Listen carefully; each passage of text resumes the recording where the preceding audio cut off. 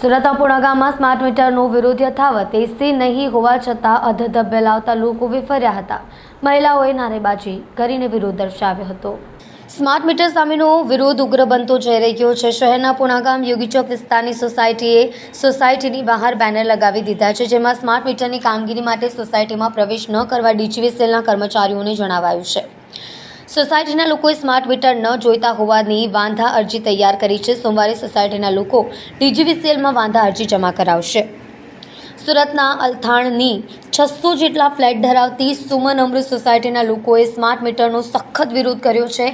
આ સોસાયટીના લોકોએ તો વિરોધ કરીને સ્માર્ટ મીટર નાખવા માટે આવેલા વીજ કંપનીના સ્ટાફને ભગાડી મૂક્યો હતો.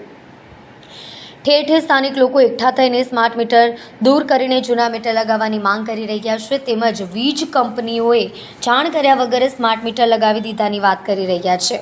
લોકોની દલીલ છે કે સ્માર્ટ મીટરને કારણે વીજળીનું તોતિંગ બિલ આવે છે.